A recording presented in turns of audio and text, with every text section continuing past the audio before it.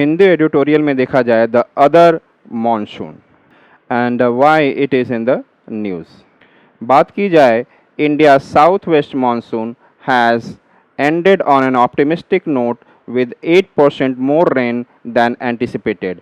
ये जो इतना एंटिसिपेट किया गया था कि भारत में इतना रेनफॉल होगा इस मानसून से 2024 में और उससे 8% ज़्यादा रेन हुआ है। Reassuringly, the rainfall forecast by the IMD Indian Meteorological Department, particularly since July, was accurate. Monsoon clouds continue to prevail over the country, but given the centrality of rainfall to all Indian economy, focus has already shifted to the other monsoon, the northeast monsoon। और यहाँ पे जो reassuring कर रहा है कि rainfall forecast जो IMD के द्वारा किया गया था, ये जो किया जाता है पर्टिकुलरली सिंस जुलाई से लेकर ये पूरा एक्यूरेट था कि जितना बताया गया आईएमडी ने उतना ही होगा। Monsoon clouds continue to prevail over the country, हमेशा भारत के विभिन्न हिस्सों में क्लाउड बना रहा, but given the centrality of rainfall to the Indian economy, जिससे भारत के इकोनॉमी को फ़ायदा हो। And focuses has already shifted to the other monsoon, जो एक अदर मानसून है उस पर फोकस शिफ्ट हुआ है जो कि नॉर्थ ईस्ट मानसून से रिलेटेड है, the north east monsoon. The south west monsoon life line of India's climate and agriculture. तो साउथ वेस्ट मानसून जो है जो इंडिया के क्लाइमेट के लिए लाइफ लाइन है और साथ में भारत के एग्रीकल्चर के लिए भी लाइफ लाइन है। The south west monsoon season is an important weather event in the Indian subcontinent। तो इंडियन सब कॉन्टिनेंट में जो साउथ वेस्ट मानसून है कि इम्पॉर्टेंट इवेंट है, इसका कहने का मतलब है कि भारत इंडिया के आसपास जो रीजन है, जो पाकिस्तान है, नेपाल है, बांग्लादेश है, श्रीलंका है, म्यांमार है, जो अफगानिस्तान है, इस इंडियन सब कॉन्टिनेंट के लिए साउथ वेस्ट मानसून बहुत इंपॉर्टेंट है और इसकी वजह से ही अच्छा रेनफॉल होता है और यही एक इंडिया को एक बना के रखता है कि एक प्रकार से इंडियन सब कॉन्टिनेंट है कि ये पूरा क्लाइमेट जो कहा जाता है कि जो साउथ वेस्ट मानसून भारत के क्लाइमेट को और एक सब कॉन्टिनेंट नेचर देने में हेल्प करता है। This season is marked by the arrival of winds that carry moisture from the Indian ocean. और ये कहा जाए कि ये इंडियन ओशियन से मॉइस्चर लेकर आता है और यहाँ पे जून से लेकर सितंबर, मतलब फर्स्ट वीक ऑफ जून से लेकर 15 सितंबर तक ये मानसून भारत में रहेगा। फर्स्ट वीक ऑफ जून में आप देखेंगे कि भारत में ये केरला कोस्ट पे साउथ वेस्ट मानसून, ये अरेबियन ब्रांच का केरला कोस्ट पे आता है और फिर बे ऑफ बंगाल ब्रांच में भी जाता है। तो ये टोटल आप देखेंगे तो ये आपका इंडियन ओशियन है और यहाँ से ये मॉइस्चर लेकर इस तरीके से आपको आएगा और इक्वेटर को क्रॉस करके भारत की ओर आज साउथ वेस्ट मानसून आता है। तो जो जिस डायरेक्शन से आ रहा है, ये डायरेक्शन क्या है, जिस डायरेक्शन से आ रहा है साउथ वेस्ट से आ रहा है, इसलिए ये साउथ वेस्ट विंड को साउथ वेस्ट मानसून कहते हैं।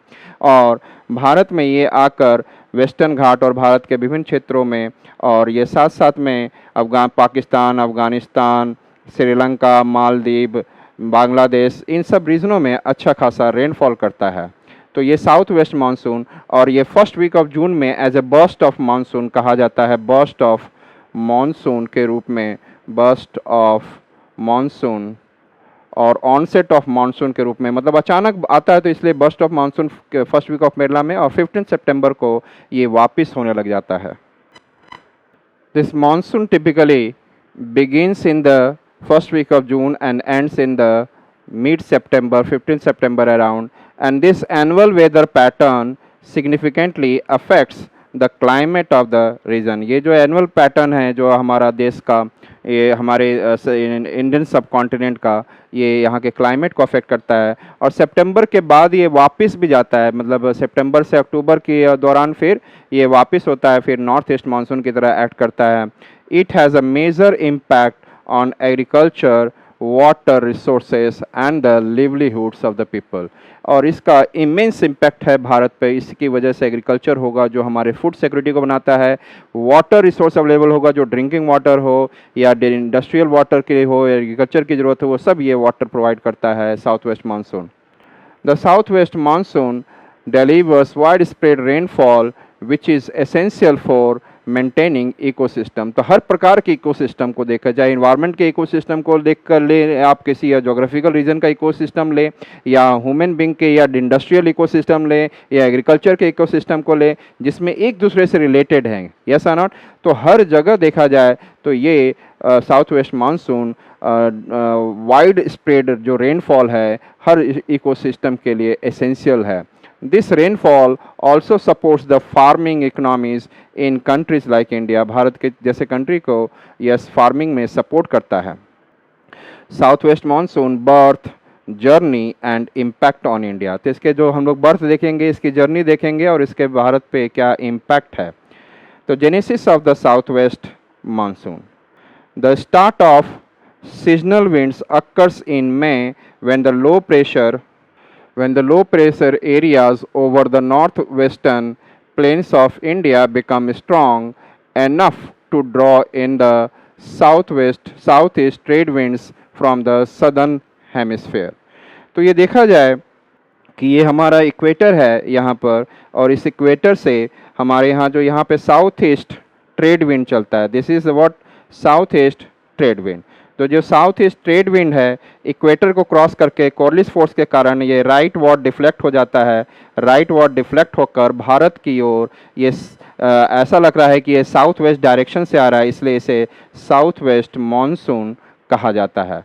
तो हमने क्या देखा कि ये जो है और साउथ ईस्ट ट्रेड विंड ही है जो कि भारत में साउथ वेस्ट मानसून के रूप में बनकर आता है, क्योंकि हमारे भारत का ये जो मेजर एरिया है ये एक तो हॉट हो जाता है, हॉट होने से ये लो प्रेशर में कन्वर्ट हो जाता है। तो और ये जो साउथ वेस्ट मानसून यहाँ पे जो पहुँच रहा है, यहाँ से भी टर्न होकर इस तरीके से हमारे भारत के प्लेन एरियाज़ में भी आता है। और कुछ इस प्रकार से आप जो देख रहे हैं इस एरिया में जाते हुए, तो हमने ये कहा कि भारत को, और यहाँ पर ये वेस्टर्न घाट है, इस वेस्टर्न घाट में पूरे अच्छे से रेनफॉल हर जगह भारत के हर कोने में ये बारिश करता है। तो इसके लिए एक कई कारण हैं जो कि आप मानसून ज्योग्राफी के मानसून के क्लास में आप इसके बारे में अच्छे से समझ सकते हैं। यहाँ पे उतना ही समझाया जा सकता है कि जो आप इस न्यूज़ में जो आया हुआ है, जो करंट अफेयर में जो आया हुआ है, उसको ही जो हिंदू एडिटोरियल का पार्ट है उसी के बेसिस पर मैं यहाँ पे समझा रहा हूँ। और the moisture-laden winds. These winds, the southwest winds, come from the Indian Ocean and carry moisture due to the warm equatorial currents. यहाँ पे जो वार्म इक्वेटोरियल करंट, यहाँ पे ओशन करंट चलते रहते हैं और यहाँ पर काफ़ी ज़्यादा गर्मी से मॉइस्चर आता है, और उस मॉइस्चर को ही ये साउथ वेस्ट मानसून जो है लेकर हमारे भारत की ओर आता है। तो इसी मॉइस्ट लेडन विंड जब आएगा वो बादल के रूप में बनकर in the cloud formation, in the form of cloud वो रेनफॉल करते हैं। In the form of cloud they will cause rainfall. तो यहाँ पर हम लोग क्या देख रहे हैं, द रेनफॉल इन इंडिया को देखते हैं फिर कि ये जो साउथ वेस्ट मानसून है, the south west monsoons, as these winds cross the equator and they change the direction to south westerly path, which is why they are called south west. जो ये जैसे इक्वेटर को cross करते हैं, equator को cross करने के बाद दे डिफ्लेक्ट राइट वार्ड, और ये साउथ वेस्ट लगता है कि ये साउथ वेस्ट से आ रहे हैं, इसलिए they are considered as a south west monsoon. What defines the southwest monsoon arrival? The abrupt monsoon onset. The start of the rainy season during the southwest monsoon is characterized by the sudden and sharp beginning. जून के first week में suddenly Kerala coast पर जो sharp beginning start होता है, जिसको हम लोग bast of monsoon कहते हैं, जब काफ़ी ज़्यादा रेनफॉल होता है और वहाँ पर थंडरिंग, लाइटनिंग और हैवी रेनफॉल होता है। तो यहाँ पे monsoon burst with the thunder and lightning, this quick arrival of moisture laden wind। तो मॉइस्चर जो रहेगा वो क्लाउड में कन्वर्ट होगा, which comes with strong thunder and lightning। यहाँ पे लाइटनिंग और थंडर होता है, is known as the burst of the monsoon। जो burst of the monsoon अचानक आना, और पहली बार फर्स्ट वीक ऑफ जून में ये रेनफॉल केरला कोस्ट में किया जाता है। इससे पहले यदि आप डिटेल में देखेंगे तो 15 मई को ही अंडमान निकोबार में, 15 मई को स्टार्ट हो जाता है। सो यहाँ पे बर्स्ट ऑफ द मॉनसून आप देख पा रहे हैं कि क्या है, ये थंडरिंग है, हैवी रेनफॉल है, थंडरिंग है, लाइटनिंग के साथ केरला कोस्ट पे स्टार्ट होता है। Regional variation in onset, coastal region such as Kerala, Karnataka, Goa, and Maharashtra usually experience this burst in the first week of June, while areas further inland may see it by the first week of जुलाई। तो यहाँ पर जो देख बताया गया है कि first week of June में पहले केरला पे आएगा, केरला से ऊपर जाएं तो कर्नाटका कोस्ट है, उसके ऊपर जाएं तो गोवा और महाराष्ट्र का कोस्ट है। तो इस तरीके से आपका ये कोस्ट रीजन पे स्टार्टिंग में केरला पे आएगा, बर्स्ट ऑफ मानसून वहाँ कहलाता है। उसके बाद धीरे धीरे जो भारत का मैप आप देख रहे हैं तो केरला कोस्ट पे स्ट्राइक करेगा फर्स्ट, उसके बाद धीरे धीरे गोवा की कर्नाटक की ओर गोवा और महाराष्ट्र। तो फर्स्ट वीक ऑफ जून में धीरे धीरे इस एरिया को कवर करता है और धीरे धीरे बाद में फर्स्ट वीक ऑफ जुलाई में रेस्ट ऑफ द एरिया को कवर करेगा। फर्स्ट वीक ऑफ जुलाई में rest of the area. Temperature drop, और आप जानते हैं कि बादल का कवरेज हो जाएगा, रेनफॉल होगा तो बादल की कवरेज से सनलाइट कम आता है और टेम्परेचर ड्रॉप होगा।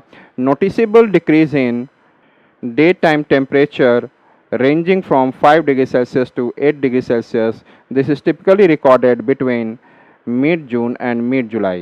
यदि देखा जाए थियोरेटिकली देखा जाए तो लगभग 5 से 8 डिग्री सेल्सियस, मतलब जनरली नहीं है, ऑन एन एवरेज कह सकते हो कि मिड जुलाई जब जहाँ जहाँ रेनफॉल हो रहा है, हर रीजन में नहीं कहा जाएगा, जहाँ जहाँ रेनफॉल हो रहा है वहाँ पे लगभग 5 डिग्री से 8 डिग्री का सेल्सियस का तापमान टेम्परेचर डाउन हो जाता है ड्यूरिंग द रेनी सीजन। और जब तक बुकिश लैंग्वेज में बात की जाए तो मिड जून टू मिड जुलाई कहा जाए तो स्टार्टिंग के फेज में ऐसा हो जाता है। Monsoon branches, the journey via the Arabian sea and bay of Bengal branches. तो यदि मैं कहूँ कि इनके जो ब्रांचेज होंगे वो 2 ब्रांचेज के रूप में हैं। यदि भारत का आप देखें तो ये जो पार्ट देख रहे हैं ये अरेबियन सी है, ये अरेबियन सी है और ये बे ऑफ बंगाल है। तो एक जो मानसून जो विंड जा रही है वो आपको कहाँ जा रही है? यस, आपको अरेबियन सी के ब्रांच में कैसे वेस्टर्न घाट को, गुजरात को, महाराष्ट्र को, अन्य रीजन को अफेक्ट करेगा। और दूसरा जो ब्रांच जा रहा है वो आपको किस में जा रहा है? Yes, bay of Bengal branch. और ये बे ऑफ बंगाल ब्रांच जो फिर टर्न होकर भारत के इस साइड और दूसरे रीजन में और नॉर्थ ईस्ट में जाता है। तो ये आपके 2 ब्रांचेज हैं। The incoming monsoon winds are split by India's landscape and low pressure areas in the northwestern India into 2 main branches। तो जो इंडिया का जो लैंडस्केप है और लो प्रेशर सिस्टम है भारत के जो साउथ वेस्ट मानसून को 2 ब्रांचेज में बांटता है। एक है अरेबियन सी ब्रांच में और एक है आपका बे ऑफ बंगाल ब्रांच में। और मानसून टेल्स को देखा जाए तो यहाँ पे अरेबियन सी विंड्स आ रहे हैं अरेबियन ब्रांच में वेस्टर्न घाट के पास, एंड उसके बाद रेन शेडो वंडर्स भी वहाँ पे होता है। तो आप यहाँ पर रेन शेडो वंडर्स करने का मतलब है कि यदि एक माउंटेन है और उस माउंटेन से जब ये south west monsoon Kerala coast में कर्नाटक में जब ये वेस्टर्न घाट आते थे इसके ऊपर उठकर यहाँ पर ये क्लाउड का फॉर्मेशन करते हैं और यहाँ रेनफॉल होता है। लेकिन दूसरे साइड जाकर ये कम रेनफॉल करते हैं और यहाँ पर रेन शैडो रीजन आ जाता है, रेन शैडो। तो एक तरफ कर्नाटक में रेनफॉल हो रहा है तो दूसरी तरफ कर्नाटक का दूसरे साइड रेन शैडो इफेक्ट से रेनफॉल कम हो जाता है। तो ये रेन शैडो को लेकर बता रहे हैं वेस्टर्न घाट्स के पास अरेबियन सी ब्रांच में।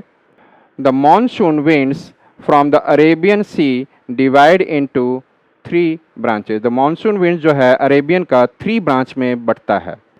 आपका पहले ब्रांच के रूप में देखें Western Ghats and rain shadow effect, Western Ghat and rain shadow effect के रूप में देखा जाए पहले ब्रांच को।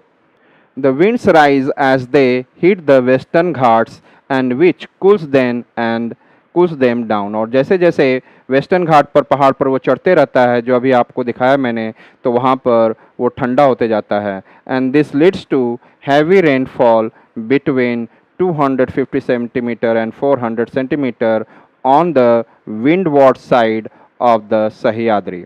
तो ये जो भारत का मैप आप जब देख रहे हैं, भारत का मैप जो देख रहे हैं ये भारत है और यहाँ पर ये जो वेस्टर्न घाट आप जो देख रहे हैं यहाँ पर, और इसको एक ऐसे मैप के साथ दिखाऊं तो ये आपका जिधर साउथ वेस्ट मानसून विंड लेकर मॉइस्चर लेकर आ रहा है, मॉइस्ट लेडन विंड, और यहाँ पे चढ़ेगा और ये क्लाउड बनाएगा और इस क्लाउड के थ्रू इस क्लाउड के थ्रू जो रेनफॉल हो रहा है, तो इसको हम लोग इधर विंड आ रहा है तो इसे विंड वार्ड साइड कहा जाता है, विंड वार्ड साइड।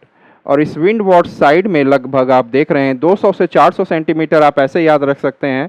और या जो इस न्यूज़ करंट अफेयर में दिया है 250 टू 400 सेंटीमीटर रेनफॉल आपको विंड वार्ड साइड में हो जाता है। और ये वेस्टर्न घाट को, तो ये जो रीज़न है, ये जो आपका द साउथ वेस्ट मानसून ऐसे आया और ये वाले रीजन पे टकरा कर ये विंड वार्ड साइड में आपको रेनफॉल जो करेगा, लगभग आप ऐसे याद रख सकते हैं 200 से 200 to 400 centimetre windward side पर रेनफॉल होगा। और ये जो रीज़न आ जाता है, दिस रीज़न जो इसके दूसरे साइड में है वो रेन शैडो इफेक्ट है, और ली वार्ड साइड इसे कहा जाता है। यहाँ पे रेनफॉल आपको कम होगा। ये जो विंड वार्ड रेनफॉल जो हो रहा है, ये कोस्टल रीजन में हो रहा है, Maharashtra and western coastal planes सभी जगह हो रहा है। After crossing the Western Ghats the winds descend and warm up, और दूसरी तरफ जब जाता है तो डिसेंड करता है, वार्म अप हो जाता है, and lose moisture and resulting in the little rain on the eastern side creating a rain shadow area. आपने जो ये देखा ये रीज़न, और यहाँ से जब ये उठेगा तो दूसरे साइड जाकर फिर ये डिसेंड जब करता है, तो डिसेंडिंग एयर जो है, आप क्लाइमेट के ज्योग्राफी में पढ़ेंगे कि एडियाबैटिक कंप्रेशन होता है। और एडियाबैटिक कंप्रेशन जैसे जैसे नीचे जाती हैं हवाएं, दबाव में आती हैं, और दबाव की वजह से वो गर्म होने लग जाती हैं। और जैसे गर्म होते जाएंगी तो मॉइस्चर को वो लूज़ करते चले जाएंगे, मॉइस्चर उसमें नहीं रहेगा, और वहाँ पे इस एरिया में रेनफॉल कम हो जाएगा। तो ये रेन शेडो एरिया बना देता है। जिस तरीके से यदि आप सिग्निफिकेंटली यदि आप पढ़ेंगे तो हर जगह केरला के इस साइड आपको लगभग 200, बहुत ज़्यादा रेनफॉल 300 सेंटीमीटर हो जाता है। ओवरऑल यदि देखा जाए तो इस एरिया में 200 से 400, लेकिन इसके ली वार्ड साइड में देखा जाए, इसके ली वार्ड साइड में रेनफॉल सिग्निफिकेंटली कम हो जाता है, 50, 60, 70 सेंटीमीटर रेनफॉल। इधर आपको 200 से 400, दूसरे साइड। तो ऐसे ही आपका देखेंगे यदि प्लेसेस लाइक कोझिकोड क्या है आपका केरला में है, मैंगलोर जो है आपका इसमें है, क्या कहा जाता है, कर्नाटक में है, पुणे एंड बेंगलुरु में आप significantly it shows notable differences in the rainfall. आपका यहाँ पर यू कैन सी कि ये रीज़न जो है, यदि हम लोग कर्नाटक में देखें तो यहाँ पर आपका मैंगलोर है, तो मैंगलोर में गुड रेनफॉल दिखता है, गुड रेनफॉल। और बेंगलोर जो है ली वार्ड साइड में है, यहाँ पे आपको लेस रेनफॉल दिखता है। तो ली वार्ड साइड में आपको इसी तरह कोझिकोड में भी आप देखेंगे, आप यहाँ पे महाराष्ट्र के मुंबई में जाएंगे तो यहाँ पे रेनफॉल अच्छा दिख रहा है, और पुणे में जाएंगे तो इधर पुणे है, वहाँ पे रेनफॉल कम होता दिख रहा है। तो इस प्रकार से आप ये इम्पैक्ट देख सकते हैं वेस्टर्न घाट ब्रांच का, अरेबियन सी ब्रांच को लेकर। Central India's monsoon impact. Another branch of the Arabian Sea monsoon affects the area north of Mumbai, and this branch travels through the Narmada and Tapi river valley, bringing into a central India. अब यहाँ पर मैं यदि बात करूँ आपको, if I make the map of India here, तो यहाँ तक तो आपको एक पार्ट आपका हो गया, लेकिन यहाँ पे नर्मदा और तापी रिवर की वैली ऐसे जा रही है, और इस रीजन में एक लो प्रेशर या लो ट्रफ क्रिएट होता है। तो साउथ वेस्ट मानसून का एक ब्रांच जो अरेबियन का है वो इस एरिया में एंट्री लेता है, और इस एरिया में एंट्री लेकर इस रीजन में लगभग 100 सेंटीमीटर 70 टू 100 सेंटीमीटर रेनफॉल करता है। तो ये इसके बारे में बात कर रहा है सेंट्रल इंडियाज़ मानसून इम्पैक्ट, कि तापी रिवर और नर्मदा रिवर के रिवर वैली से एंट्री करके और यहाँ तक इस रीजन में छत्तीसगढ़, मध्य प्रदेश एक्सेट्रा रीजन में पहुँचता है। द छोटा Nagpur plateau receives about 15 centimeter rainfall from this branch, and eventually these winds reaches the Ganga plains and mix with the Bay of Bengal monsoon winds. यहाँ पर यदि मैं मैप बनाऊँ, यहाँ पर if I make the map of India, थोड़ा सा small map बनाऊंगा यहाँ पर। अब ये जो सेंट्रल इंडिया में यहाँ पर घुसा साउथ वेस्ट मानसून का सेंट्रल इम्पैक्ट, तो ये झारखंड पहुँचते पहुँचते यहाँ पे तो इस एरिया में 70 टू 100 सेंटीमीटर रेनफॉल कर दिया, 70 टू 100, लेकिन जैसे जैसे अंदर जाएगा तो मॉइस्चर ख़त्म होते चला जाएगा कम, और झारखंड तक पहुंचते हुए वो 15 सेंटीमीटर रेनफॉल, और छत्तीसगढ़ में लगभग 30-40 सेंटीमीटर रेनफॉल पहुंचाता है, 30-40। और फिर ये गंगा के प्लेन के भी, इंडो गैंगेटिक प्लेन के रीजन में ही पहुंचता है, जहां पर वो वेस्ट बे ऑफ बंगाल से आते हुए ब्रांच के साथ मिक्स होता है और वहां पे भी रेनफॉल करता है। तो ये इस प्रकार से सेकंड आपने इम्पैक्ट देखा वेस्टर्न घाट के बाद सेंट्रल इंडिया में क्या इसका इम्पैक्ट है, अरेबियन सी ब्रांच का, Himalayan rainfall belt. The third branch affects the Saurashtra peninsula and Kutch, moving over the western Rajasthan and along the Aravallis. तो ये जो है थर्ड ब्रांच जो है आपका सौराष्ट्र रीजन जो है, गुजरात का सौराष्ट्र रीजन है, कच्छ रीजन है, और आपको महाराष्ट्र जो राजस्थान का जो रीजन है जो अरावली के वेस्ट में है वहाँ पर उस रीजन में, and this results in limited rainfall in these areas. The winds continue to Punjab and Haryana where they combine with the Bay of Bengal branch and bringing rain to the western Himalayas। तो यहाँ पर यदि मैं देखूँ, if I make the map of India like this, और यहाँ पर हम ले जाएं, तो यहाँ पर जब ये जो थर्ड ब्रांच है यहाँ पर एंट्री कर रहा है, the third branch is entering इन, और ये रीजन जो है वो सौराष्ट्र है, सौराष्ट्र, ये रीजन है कच्छ, और यहाँ पर here you can see that this is Aravalli, और यहाँ पर ये जो जा रहा है इस रीजन में, यहाँ पर छोटे छोटे हिल्स है सौराष्ट्र में, तो यहाँ पे लगभग 50 to 60 सेंटीमीटर रेनफॉल करेगा। कच्छ में कोई हिल है ही नहीं, छोटी सी एक कच्छ हिल्स है, तो यहाँ पे लगभग 20-30 सेंटीमीटर रेनफॉल करता है, 20 से 30 सेंटीमीटर कच्छ रीजन में। फिर इस जगह पे जाता है और यहाँ पर कोई रुकावट नहीं, अरावली इसके पैरेलल है, तो अरावली यहाँ पे रोक नहीं रही है, तो इस कारण से यहाँ पे इस रीजन में रेनफॉल कम हो जाता है। और इसके बारे में और डिटेल पढ़ेंगे कि वेस्टर्न राजस्थान में और कैसे आपका होता है कि एक एटमॉस्फेरिक सर्कुलेशन होता है, वो आप डिटेल में मानसून में पढ़ेंगे, लेकिन मैं जो बता रहा हूँ अभी करंट अफेयर के हिसाब से। फिर ये पंजाब हरियाणा में जाता है, तो इधर से आपका बे ऑफ बंगाल ब्रांच के साथ ये मिलकर हिमालय के, वेस्टर्न हिमालय में ये रेनफॉल करता है। तो ये तीन ब्रांचेस को देखा आपने, अरेबियन सी ब्रांच को, एक वेस्टर्न घाट का ब्रांच था, एक सेंट्रल इंडिया का ब्रांच था, और एक सौराष्ट्र राजस्थान का जो ब्रांच जो जा रहा है हिमालयन रीजन की ओर जा रहा है वो। तो यहाँ पर अब बे ऑफ बंगाल ब्रांच की बात करेंगे, बे ऑफ बंगाल ब्रांच की बात करेंगे, तो bay of Bengal belt, the bay of Bengal monsoon winds first reach the coast of Myanmar and parts of southern Bangladesh, और सदर्न बांग्लादेश के पास और अंडमान निकोबार होते हुए म्यांमार तक पहुंचता है। However due to the Arakan Yoma hills, वहाँ पे Arakan Yoma Pegu Yoma hills है म्यांमार में, however the due to the Arakan hills along the Myanmar coast, much of this branch is redirected towards India, और यहाँ से इसके बाद पहुँचने के बाद यह टर्न लेता है। This means the monsoon enters the West Bengal and Bangladesh। अब यहाँ से म्यांमार पहुँचने के बाद ये टर्न लेता है, मैं अभी समझाऊंगा पिक्चर में, टर्न लेकर ये वेस्ट बंगाल और बांग्लादेश पहुँचता है। And from the south and south east instead of the unusual south west direction ले लेता है। अब यहाँ से ये मुड़कर जो साउथ ईस्ट, जो फ्रॉम द साउथ, ये जो the south and south east instead of the south west direction, जो साउथ वेस्ट डायरेक्शन से जो आ रहा था वो साउथ ईस्ट डायरेक्शन बन जाता है। Under the influence of the Himalayas and the low pressure in north west India, this branch splits into two main structure. ये पूरा मैं आपको समझाऊंगा हर चीज़।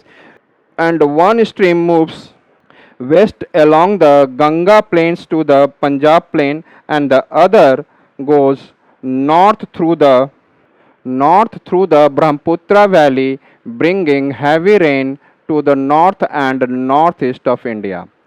A smaller branch of the Bay of Bengal monsoon reaches Garo and Khasi hills in Meghalaya, और वहाँ पर जो है माओ सिनराम and located on the Khasi hill is known as having the, I said, highest average annual rainfall in the world। तो ये सबसे highest rainfall लेता है। तो बे ऑफ बंगाल ब्रांच को हम लोग देखें, तो यदि हम बे ऑफ बंगाल ब्रांच की ओर देखें तो ये साउथ वेस्ट मानसून जो अंडमान निकोबार होते हुए ये आपको यहाँ पर म्यांमार की ओर जा रहा है, और म्यांमार में यहाँ पर आपको अराकान योमा की हिल्स हैं, Arakan Huma hills, Pegu Yoma hills, और यहाँ पे रेनफॉल करने के बाद इसके बाद दे टेक एन टर्न, यहाँ से ये टर्न लेता है और टर्न लेते हुए और इट गोज़ टुवर्ड्स आपका ये जो बांग्लादेश है, दिस इज़ बांग्लादेश, और ये वेस्ट बंगाल, यहाँ पर अब ये रेनफॉल करता है और ये मॉइस्चर लेकर अपने साथ आ रहा है।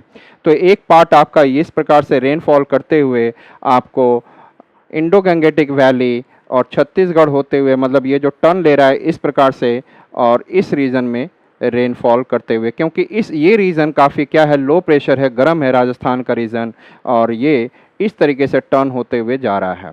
तो ये टर्निंग यहाँ पे हुआ due to the low pressure and north west जो हीटिंग है, इस कारण से यहाँ पे टर्न हो रहा है।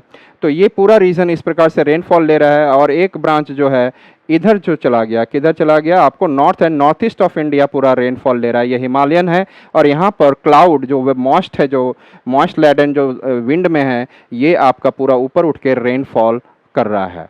अब यहाँ पर आप देखेंगे कि देयर इज एन व्हाट गारो खासी जैंतिया, और ये एक प्रकार से चारों तरफ से घेरा हुआ, और इस खासी रीजन में ये खासी हिल्स है, और इसी खासी हिल्स पर आपको क्या है, आपका माओ सिनराम और चेरापूंजी है। पहले चेरापूंजी पे होता था, माओ सिनराम रीजन पे काफ़ी हैवी रेनफॉल की सामने से ये रोकता है और पूरा रोक लेता है, तो लगभग 1000 सेंटीमीटर तक रेनफॉल। और अभी मैंने बताया था कि ये साउथ वेस्ट, यहाँ पे हमने जो देखा कि ये साउथ वेस्ट डायरेक्शन से हमारा साउथ वेस्ट मानसून आ रहा है, लेकिन आप अब ये देखोगे कि ये साउथ ईस्ट डायरेक्शन बनाकर अब इधर जा रहा है। तो ये भी आपको पैटर्न शायद क्लियर हो गया कि किस प्रकार से भारत में बे ऑफ बंगाल ब्रांच का भी रेनफॉल हो रहा है। लेकिन इसकी डिटेलिंग की बात करूं मैं, तो इसकी डिटेलिंग ये क्यों टर्न होता है, इसका एक तो नॉर्थ वेस्ट का जो आपने देखा हीटिंग है, जो नॉर्थ वेस्ट में इंडिया में लो प्रेशर बन रहा है वो है, और इसके कई कारण भी हैं जो पूरा डिटेल ऑफ मानसून में आप समझेंगे। अब हम लोग देख रहे हैं retreating south west monsoon season October to November transition. अब रिट्रीटिंग मानसून, ये नॉर्थ ईस्ट मानसून इसे नहीं कहेंगे, इसको एक प्रकार से रिट्रीटिंग लौटता हुआ मानसून कहा जाएगा। और इसमें हम देखेंगे transition to autumn in October नवंबर। अब यहाँ पर ये ऑटम पीरियड कहा जाता है, विंटर से आने वाले पीरियड को आप क्या कहेंगे, ऑटम पीरियड है, और फिर विंटर आता है, विंटर के बाद spring season. In October November the sun appears to move southward. आप जानते हैं कि सितंबर के बाद जो है 23 सितंबर के बाद जो सन है सदर्न हेमिस्फेयर में चला जाता है, और वहाँ से जो सन रेज आती है वो स्लैंट होकर आती है, और ये अक्टूबर नवंबर का मंथ है जहाँ पर सन जो साउथवर्ड मूव कर चुका है, वैसे सितंबर से जा सकता है। And the low pressure area over the northern plains none as the, जो मानसून के लिए जो लो प्रेशर क्रिएट करते हैं अब वो शायद वहाँ से हटेगा, वहाँ पे हाई प्रेशर बनेगा। मैं आपको पहले पढ़ के सुना देता हूँ, उसके बाद समझाऊंगा कि क्या इसमें समझाया हुआ है, क्योंकि मेरी बताना आपको डिटेलिंग हो जाएगा। तो यहाँ पे अब जो नॉर्दर्न इंडिया में जो ट्रफ बना रहता है लो प्रेशर, अब वो कमज़ोर होकर स्ट्रॉन्ग हाई प्रेशर में कन्वर्ट होने लग जाता है। वो ट्रफ जो है लो प्रेशर वीकन हो जाता है, कमज़ोर हो जाता है, मतलब है कि अब वो हाई प्रेशर बन रहा है।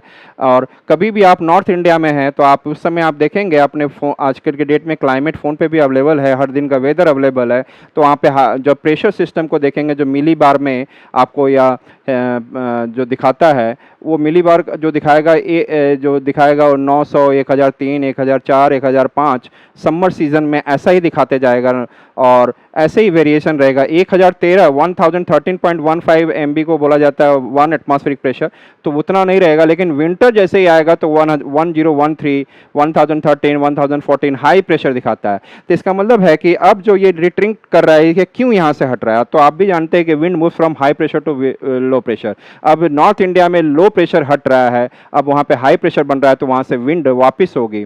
This weakening is gradually replaced by a high pressure system। यहाँ पर नॉर्दर्न इंडिया में हाई प्रेशर सिस्टम आ जाएगा, and these signify the retreat of the monsoon season।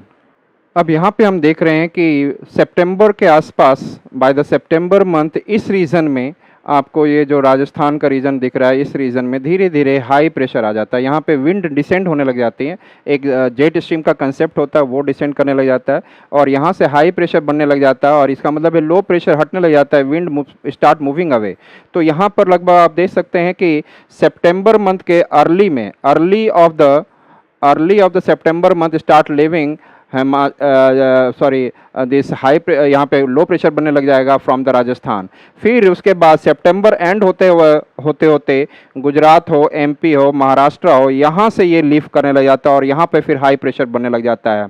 तो ये धीरे धीरे ये वापिस हो रहा है जब सितंबर 2 और ये वेस्ट ये जो आपका जो गंगा का वेस्टर्न पार्ट है यहाँ पर भी आपको वापिस होने लग रहा है इस तरीके से, क्योंकि ये पूरा रीजन स्टार्टिंग के सितंबर में ओनली आपको राजस्थान के रीजन में आपको धीरे धीरे हाई प्रेशर बनेगा और वहाँ से विंड हटेगा और ऐसे लेकर वापस जाएगा एंड फिर उसके बाद हिमाचल गुजरात के रीजन में, फिर मध्य प्रदेश महाराष्ट्र के रीजन में बन रहा है और वेस्ट बंगाल। तो सितंबर के लास्ट तक आते आते ये लो प्रेशर इधर की ओर शिफ्ट होने लग जाता है और अक्टूबर नवंबर आते आते ये कर्नाटक तमिलनाडु रीजन से आप ये जाने लग जाता है और दिसंबर को फाइनली ये देखा जाए तो पूर्ण रूप से ये छोड़ देता है और in December it completely leaved and this region converted into mid of December it convert into totally high pressure. अब यहाँ पे ड्राई कंडीशन हो जाएगा, सूखा कंडीशन हो जाएगा। लेकिन अब देखते हैं कि यहाँ पर कुछ रीजनों में आप नॉर्थ ईस्ट के रीजन में फिर भी अभी यहाँ से कंप्लीटली गया नहीं है, तो यहाँ पे थोड़ा सा नॉर्थ ईस्ट रीजन में आप रेनफॉल होता हुआ देखेंगे ड्यूरिंग दैट पीरियड। तो यहाँ से तो दिसंबर में वहाँ पे लगभग वहाँ से भी छोड़ देता है एंड दिसंबर तक पहुँचते पहुँचते यहाँ का भी हट जाता है। December by December it completely leave the India और पेनिनसुलर इंडिया भी आप कह सकते हो। दिस इज द कंडीशन आप एक देख सकते हैं कि साउथ वेस्ट मानसून के लिए हो रहा है। लेकिन इस कंडीशन में नॉर्दर्न इंडिया को एक फेनोमेना फेस करना पड़ता है, अक्टूबर हीट। अक्टूबर हीट कहने का मतलब होता है, अक्टूबर हीट कहने का मतलब होता है कि आप इस समय कोई आपका पूरा जब ज़मीन पे आप खड़े हैं, आप बिल्डिंगें आपकी खड़ी हैं, आप खड़े हैं, यस, तो यहाँ पर पूरा कोई क्लाउड है ही नहीं, क्लीन स्काई है। तो इस क्लीन स्काई की वजह से क्या होता है, सन रेज इजीली अर्थ पर पहुँचता है, अर्थ पे इंडिया के नॉर्दर्न पार्ट में पहुंचता है और इंडिया को अच्छा खासा हीट देता है अक्टूबर महीने में और नवंबर में भी थोड़ा बहुत। तो ये हीट मिलता है तो डे टाइम आपका क्या हो जाता है, गर्म हो जाता है, तो अक्टूबर हीट कहा जाता है। दूसरी जगह नाइट टाइम क्या है, लगभग वो क्या होने लग जाता है, ठंडा, क्योंकि एक्चुअल में सन जो है पृथ्वी, यदि सन को देखा जाए, जो सन जो देखा जाए पृथ्वी के रिलेटिवली सदर्न हेमिस्फीयर में, और सन रेज जो हमारे भारत की तरफ जो है वो तिरछी आने लग जाती है, स्लैंट, और स्लैंट आने से हीटिंग कम हो जाता है। आप उसको ज्योग्राफी में समझेंगे कि स्लैंट आने से हीटिंग कम क्यों हो जाता है, तो वो आप वहाँ देख सकते हैं। तो अब हीटिंग कम हो गई है लेकिन फिर भी 35 डिग्री, 37 डिग्री, 38 डिग्री टेम्परेचर रहता है, थोड़ा सा मॉइस्चर भी बना रहता है, उससे थोड़ा सा अनकंफर्टेबल फील होता है लोगों को। लेकिन नाइट टाइम में अब एक स्पेसिफिक हीट कंसेप्ट आप पढ़ेंगे। नाइट टाइम में क्या होता है, ये फटाफट हीट को रिलीज करके ये जगह जो धरती है, लैंड सरफेस जो है, अक्टूबर मंथ में नवंबर मंथ में ठंडा होने लग जाता है और नाइट टाइम थोड़ा सा कूल हो जाता है, डे टाइम थोड़ा सा हीट रहता है। इसको अक्टूबर हीट फेनोमेना कहा गया है। और अक्टूबर नवंबर आने तक, नवंबर तक फिर धीरे धीरे भारत का पूरा रीजन मॉइस्ट कम होकर ड्राई कंडीशन होने लग जाता है। मैक्सिमम रीजन भारत का ड्राई, मतलब मॉइस्चर नहीं रहेगा, अब ठंड का आगमन हो जाता है। अब एंड देन नॉर्थ ईस्ट में थोड़ा सा प्रिवेलिंग अभी भी विंड मॉइस्चर रहता है, रेनफॉल होते रहता है। तो ये देखा, और नॉर्थ ईस्ट मानसून इसके बाद होता है। तो इस करंट अफेयर में जो अभी हिंदू एडिटोरियल का पार्ट था, इसमें मैंने ये सेक्शन था तो इसलिए कवर किया मैंने आपको, जो न्यूज़ में बताया हुआ है। यहाँ पे retreat of the monsoon to the south India from the western Rajasthan. अब यहाँ पे देखेंगे by the end of the September the south west monsoon begins to fade. वहाँ से साउथ वेस्ट मानसून कमज़ोर होने लग जाता है क्योंकि वहाँ पे हाई प्रेशर बनने लग जाता है।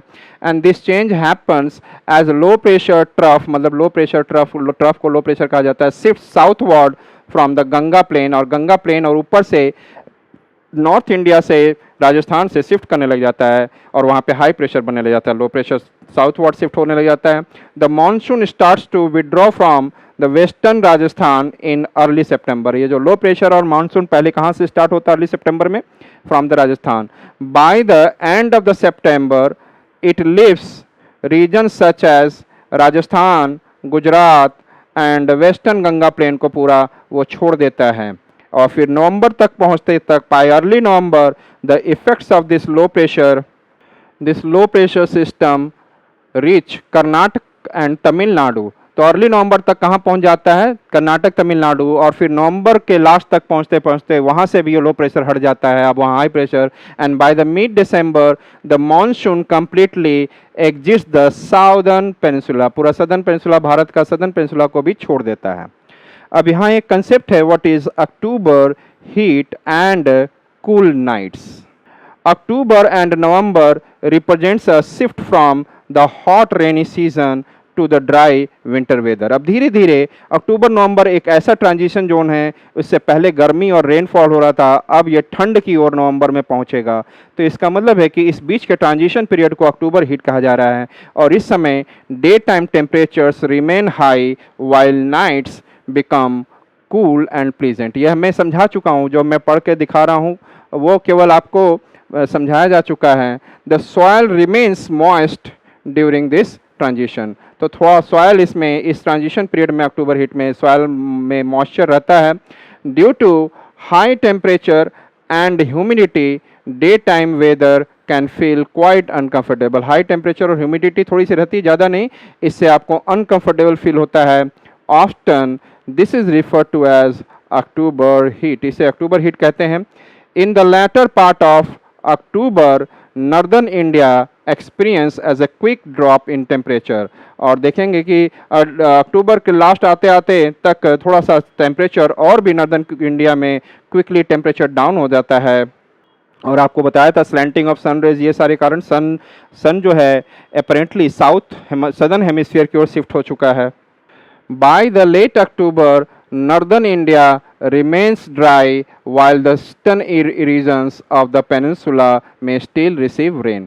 तो थोड़ा सा आपका जो ईस्टर्न रीजन है और नॉर्थ ईस्टर्न रीजन, थोड़ा सा इस रीजन में आपको हल्का फुल्का रेन होगा। और क्योंकि बाद में ईस्टर्न रीजन में आपको नॉर्थ ईस्ट मानसून से होता है, और इस करंट अफेयर के हिंदू एडिटोरियल में नॉर्थ ईस्ट मानसून नहीं कवर किया गया है, तो इसलिए केवल थोड़ा सा है कि ईस्टर्न रीजन में थोड़ा रेनफॉल होगा। एंड आप देखेंगे साइक्लोनिक इन्फ्लुएंस, और बे ऑफ बंगाल में आप जानते हैं कि साइक्लोन बहुत सारे बनते हैं, लो प्रेशर कंडीशन होता है, और ये जो है ईस्टर्न कोस्ट ऑफ इंडिया पे वेस्ट बंगाल बांग्लादेश इस रीजन को अफेक्ट करता है। तो उसके बारे में थोड़ा सा आइडिया ले लेते हैं हम। साइक्लोनिक इन्फ्लुएंसेस जो हो रहा है यहाँ पर, the low pressure condition over north western India shifts to the bay of Bengal by early November तक जो है यहाँ पे जो नॉर्थ वेस्ट ऑफ इंडिया में जो हमारा लो प्रेशर जो सिस्टम था, अब वो कहाँ शिफ्ट कर गया है? बे ऑफ बंगाल की तरफ शिफ्ट कर गया है। और इसके वजह से this movement leads to cyclonic depression forming in the Andaman sea. इसके वजह से अंडमान सी में आपको क्या बनने लग जाता है? साइक्लोनिक डिप्रेशन, और एक साइक्लोनिक लो प्रेशर बनने लग जाता है, क्योंकि by the November month it has been shifted to the bay of Bengal. Bengal में आ चुका है वो जो लो प्रेशर हट रहा था, आपने देखा होगा भारत में हाई प्रेशर बन रहा था। This cyclones particularly strong when they cross the eastern coast of southern India. और जब ये सदर्न इंडिया को क्रॉस करने लग जाता है ईस्टर्न कोस्ट पे, तब ये ज़्यादा स्ट्रॉन्ग हो जाता है साइक्लोन इस रीजन में।